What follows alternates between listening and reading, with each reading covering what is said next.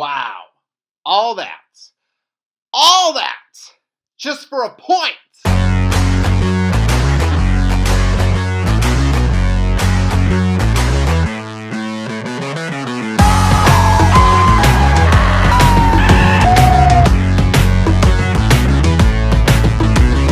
What's up, everybody? TN Fanatic here. Hope you all are having a fantastic day, and welcome to another post-game reaction. In this one, I am continuing my coverage of the Nashville Predators. You know what? It never ceases to amaze me how many times the Predators can find different ways to make me upset. All the different ways they can find a way to lose games and make me miserable. Now, we have a case where we don't even score a goal. We don't get nothing. And we still lose. Predators lose to the Kings. And again, quite the barn burner here. What a thriller that this game was. We lose 1-0. We got lots to talk about here, so let's dive right in. So I think a key for us when facing a team like the LA Kings is we had to establish our game and do it early. Kings have an 8-0-3 record in the NHL in the last 11 games coming into this one right here. The last 11 home games, they have been on point. They cannot be stopped. They allow the fewest shots on goal from the slot in the league. So having those opportunities like right in front and setting up screens, like I thought that was ideal for us in this game. So first period, about 4 minutes in here, Stamkos, he rounded the net right here. Great feat to Ryan O'Reilly. Just cannot score on that. Kemper, as we saw in this game, like he was red hot. But what I will say is that I think early on, we definitely had the Kings rattled. I mean, LA's first shot of the game didn't come till about like halfway through the period, and that was when they were on the power play. That was when they had an extra man. So for my wrestling fans out there who are watching, I guess that playing Jey Uso's theme before you go on to power play, you would think that that would help a team, right? Like you would think that would help them score because Jey Uso's theme, like it's just so fun and all of the yeet stuff. You think that would help to give the Kings enough energy for them to score, but nope. Kings were 2-6 on the power play in the last 3 games coming into this one. Here in this game, they didn't really do much to improve that, but, I mean, come on, like, give credit to us a little bit. Yes, we are terrible. Yes, we are, like the 30th ranked team in the league? Like, in terms of the standings, like, we're down very, very low in the 30th spot. But come on, like, give us some slack here. Give us some praise when we earn it. I mean, our penalty kill, it has been improved. Like it has been better since the Four Nations face-off. So I guess you could say that we went all Gunther on the Kings power play here. Now, even though that we did outshoot LA 7-4 in the first period, the Kings had the last 4 shots. So they were beginning to like really establish their game, like going into their stride here. So towards the end of this period, we had a shift where we just could not clear that puck. Like guys had to hang on, they were tired. I think Colton Sissons was out there for like 2.5 minutes, which is crazy. That's a long time out there. And I've talked about in past reactions about us being in those moments where, yes, we are tired, but we have to find a way to get that clear at the end of a shift and force that change. Thankfully, we did that here. And you know what? Seeing us stay strong and being able to find a way to send that puck down at the end of a period, pretty much, where guys are really, really, really tired, I think that speaks volumes to the growth that this Preds team, like the growth that we have had throughout this year. We had more determination in the tank, and in the second period, we had more to give. Right off the bat, Kemper tries to play this puck, but Forsberg, he intercepts it, he shoots, and oh, gosh! Forsberg, he almost had it. The shot was just wide by Phil. But hey, you know what? I will take it however that we can get it. As I mentioned before, we are down way low in the standings. And in terms of goals for in the NHL, we are second to last. So yeah, again, I'll take it however that we can get it. Now, we did have some more good chances here. About 5 minutes later, LaRue, he gets a forecheck, and he forces the turnover. Good hustle by Zach right there. and he actually got a shot in on Kemper. Next big highlight in this game comes when Tanner Janelle, the former Predator, showing no love to his former team. He has an illegal check on Blankenberg, and I guess, okay, so here's what happened. So Blankenberg gets checked, he falls down, and all of the Kings fans are booing, even though that's an obvious penalty. Like, it's obvious. I guess some of the Kings fans, and by the way, when I say fans, I mean like fans, because come on! Like, if this was in Bridgestone, that crowd would have been loud. They would have been electric, as we have been all year long. Like, come on, Kings. Like, fill your building. But anyway, the point is this. I guess those fans in LA thought that Nick was faking here. Like, what? What are we talking about here? Like, he's not Mikey Madison, okay? Like, he's not an actor. He's a hockey player. Calls like that have to be made. Sadly, we can't capitalize on the power play. But again, we were doing things right in this period. We were outshooting LA 5-0, halfway through the second. But here's where I think we were lacking. We needed more composure coming out of our zone. I feel like we had to make smarter choices in transition in order to break through. Like, I think about it like this. Like, spreading the love, right? Like, let's spread that puck around. Let's make Kemper work. Now, LA also, they had their fair share of missed opportunities in this game. At this point in the game, they had more shot attempts than we did, but to no avail. So just as the second is coming to an end, Forsberg, he gets called for an illegal high stick. Now, despite LA clearly not doing well on the power play in this game, like, this is one that we just cannot have right here. Like, we cannot take this penalty. Like, under 15 seconds left, like, just go to the locker room. I mean, hey, right off the draw, Kempe, he had a shot that dinks off the post. Kempe was so close. The Kings were so close to scoring so many times.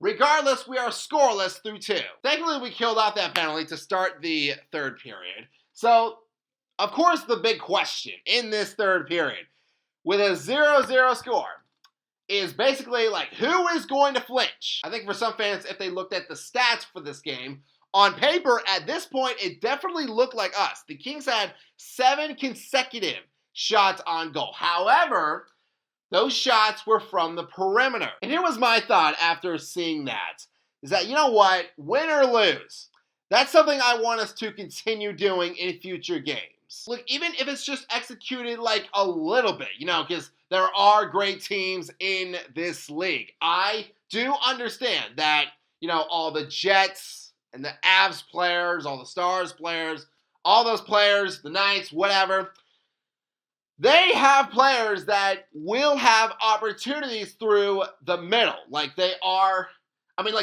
where they are in terms of the standings for a reason. But if we just executed just a little bit of what we did in this game, forcing LA to take shots from the perimeter, if we could just take a little bit of that and execute it successfully in games where we play great teams like the Panthers, the Leafs, whoever, that would be huge for us. So about 6 minutes left in the game. Crazy sequence of events here.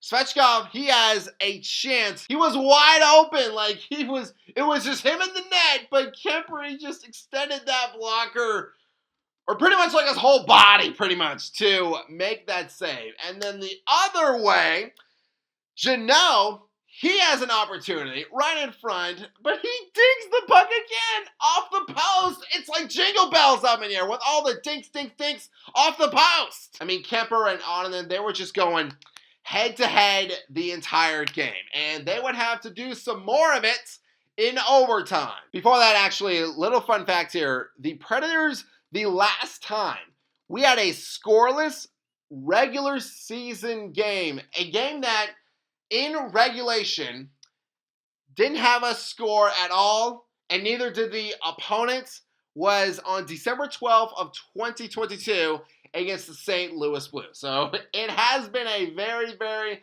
long time since we've seen a game like this transpire for us. But regardless, we are in overtime. We have an opportunity to still win. And in this overtime, like, highlights were everywhere, man. I was just scrambling like crazy to just take notes, man. It was just, you know what? Like, it reminded me back in my college days where, like, my professors, they would go through slide after slide on those, like, PowerPoints, and I would just have to, like, scramble to, like, write stuff down. It was just crazy. So early on in overtime, Drew Daddy putting the pressure on Steven Stamkos, and Steven, he actually turns this puck over. Like, that's not like him at all. And Byfield, he has a chance, but he hits the post again. This is crazy. Like if this was soccer, I would be a lot more impressed. If this was football, I would be a lot more impressed.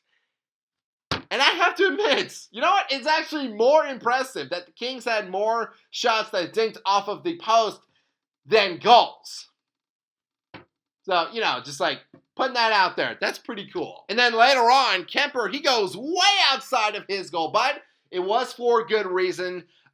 He sets up a 2-on-0. Kings have a 2-on-0 chance, but they were offside. Now, in this overtime, something that did concern me is that we had our fair share of turnovers. Now, did that lead to this goal by LA that I'm about to talk about? Did it not? I don't know. But regardless, here it is.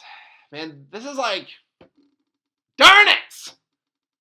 This is like watching, like, the Titanic, where you know what the ending is. Like this is like rewatching a movie that you've seen and you already know the ending, but you just watch it again with like some friends or something.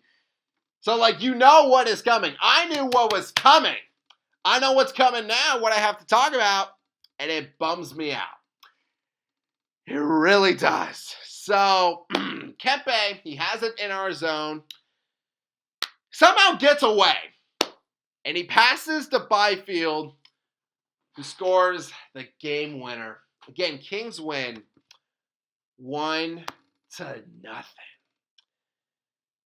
Man, like, what do you say, honestly? Like, what do you say after playing, yes, a great game? You do everything right. And you don't even get a goal. But, dang, like, that's a bummer again. But give the Kings credit. Like, they are a great team. They're definitely going to the playoffs. And they're probably going to face the Oilers. Now, here's what I will say, because I know that we are close to playoff time. Yes, I know that we aren't going to be in it. But LA, they could be the dark horse here to win the Stanley Cup. I know if many, like, hockey fans out there, like, if you ask them who is going to win the Stanley Cup, I know some fans would say the Jets. Some fans would say the Knights. Some would pick the Panthers to go back and do it again. But look, just don't sleep on LA here. They have all of the players. They have the skill. They have Kemper, who was on fire in this game. So just put that out there. Like, don't sleep on LA. So, I mean, look, there's no shame in losing to a team like that. Even in this fashion where we had shots, we had opportunities, but we couldn't even score. There's no shame in it. This road trip, I'm going to take it as a positive, even though we lost to the Kings and the Ducks. Ugh! But I'm going to still take it as a positive. Hopefully in future games, we will do better in forcing teams to take more shots from the perimeter. But along with that, have more productivity on our end, set up those screens, and execute those plays to the best of our ability. We got the Blues up next, so hopefully it goes well for us. Hopefully we do what we did here, many similar qualities to what we did in that Kings game. Hopefully we do it in this game right here against the Blues. But fans, little announcement here. I am taking a little weekly vacation, and I will be taking a break from covering the Blues game. Yes, I know.